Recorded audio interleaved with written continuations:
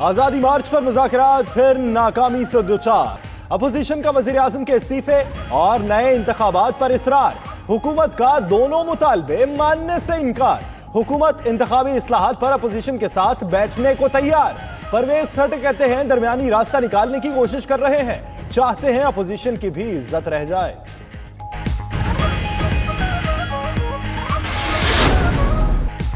बहुत पहले बता दिया था कि करप्ट माफिया अपनी करप्शन बचाने के लिए सड़कों पर निकलेगा। करप्ट माफिया मुल्क में अफरा तफरी और गैर यकीनी फैलाना चाहता है। वज़ीर आज़म इमरान खान की हुकूमती तर्जुमान और मुज़ाकराती कमेटी के साथ इजलासों में गुफ्तगू। बोले इस्तीफे और नए इंतखाबात पर बात नहीं होगी, मामला सियासी तौर पर हल करना चाहते हैं।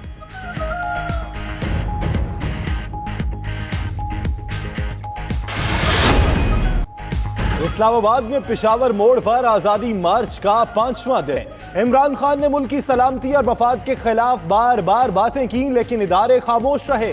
मुफ्ती किफायतुल्लाह ने कहा वज़ीर आज़म का इस्तीफा लिए बगैर नहीं जाएंगे। जलसे से महमूद अचकज़ई, अमीर मुकाम मियां इफ्तिखार, डॉक्टर अब्दुल मालिक, साजिद मीर, कयूम सोमरू का भी खिताब। सादिक संजरानी और अब्दुल गफूर हैदरी की खुफिया मुलाकात। आज़ादी मार्च के खात्मे से मुतल्लिक मुजव्वज़ा मुआहदे की शिकों पर गौर। उधर परवेज इलाही कहते हैं अच्छी पेशरफ्त के लिए वक्त दरकार है। इस्तीफे के मुतालबे में लचक का मामला बाद में ज़ेरे बहस आएगा। दूसरी जानिब मौलाना अताउर रहमान का कहना है हुकूमत मुज़ाकरात में संजीदा नहीं। नवाज शरीफ का मुकम्मल इलाज पाकिस्तान में मुमकिन नहीं, मेडिकल बोर्ड के सरबराह ने बता दिया। प्रोफेसर महमूद अयाज कहते हैं जेनेटिक टेस्ट की सहूलत पाकिस्तान में मौजूद नहीं, कुछ टेस्ट बैरून मुल्क ही हो सकते हैं। उधर नवाज शरीफ की सर्विसेज अस्पताल से शरीफ मेडिकल सिटी मुंतकली का फैसला। शहबाज शरीफ का आसिफ जरदारी की अदालत पर इजहार तशवीश। कहते हैं इलाज साबिक सदर का बुनियादी कानूनी और इंसानी हक है। बिलावल भुट्टो कहते हैं आसिफ जरदारी को जाती मुआलिज और स्पेशलिस्ट डॉक्टर की सहूलत नहीं दी जा रही। हुकूमती लोग खुद कहेंगे कि डील हो गई तो डील किसने की, डील तो हुकूमत ही कर सकती है। Chief justice Islamabad high court के रिमार्क्स। उनकी गाड़ी की तस्वीर वायरल हो रही है। सुप्रीम कोर्ट के जज को नून लीग का सदर बना दिया गया। विफाकी काबीना का इजलास, 11 निकाती एजेंडे पर गौर। ईसीसी के फैसलों की तौसीक। पहली बार नेशनल इलेक्ट्रिकल व्हीकल पॉलिसी की मंजूरी दी गई। फिरदौस आशिक का कहना है वज़ीर आज़म ने महकमों और वज़रा को आइंदा 3 माह के लिए रोड मैप दिया। सिर्फ वो लोग तब्दीली नहीं चाहते जो करप्ट निजाम का हिस्सा है। गुरु नानक के जन्मदिन की तकरीबात के लिए पासपोर्ट की शर्त खत्म की गई। वीजा पॉलिसी नरम की जा रही है।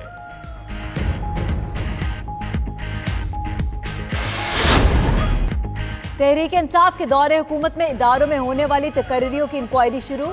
OGDCL में आला तरीन ओहदों पर तैनातियों की तहकीकात। नैब ने MD OGDCL समेत 4 बोर्ड अरकान को तलब कर लिया।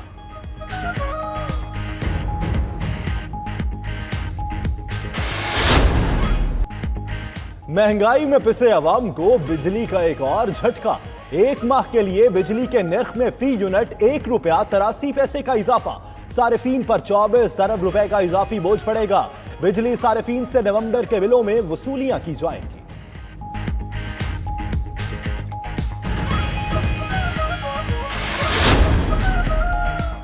सेनेट का इजलास। नामंजूर नामंजूर ऑर्डिनेंस नामंजूर के नारे लगाए। शिबली फराज ने कहा ऑर्डिनेंसेस मुनासिब वक्त पर पेश कर देंगे। शरीर रहमान ने कहा हुकूमत ऐवान सदर को ऑर्डिनेंस फैक्ट्री बना दिया।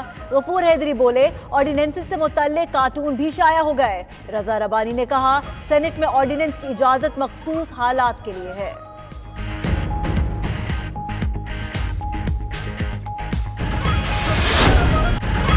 T20 की नंबर 1 टीम से फतह रूठ गई। ऑस्ट्रेलिया ने पाकिस्तान को दूसरे T20 में 7 विकेट से शिकस्त दी। कैनबरा में पाकिस्तान ने 151 का हदफ दिया। मेजबान टीम ने 19वें ओवर में 3 विकेट्स पर पूरा कर लिया। पाकिस्तान की तरफ से बाबर आजम और इफ्तिखार अहमद की निस्फ सेंचुरी आराएगा। कैंगरूज के स्टीव स्मिथ की 80 रन की फतहगर innings. Melbourne Cup Derby race Australia के घोड़े स्ट्रेयर एंड डेक्लेयर ने जीत ली, जिस पर उसे 80 लाख ऑस्ट्रेलवी डॉलर इनाम दिया गया। ये फातेह घोड़े के जोकी क्रेग विलियम्स की पहली रेस थी। प्रिंस ऑफ आरान नामी घोड़े पर दूसरी पोजीशन आई। पैराडेजो ने तीसरी पोजीशन अपने नाम की। और हॉलीवुड फिल्म अवार्ड्स का रंगारंग मेला लॉस एंजलिस में सजाया गया। फनकारों ने तकरीब को 4 चांद लगा दिए। अदाकारा चार्लिस थ्रोन्स को उनकी सलाहियतों के एतराफ में हॉलीवुड करियर अचीवमेंट अवार्ड से नवाजा गया।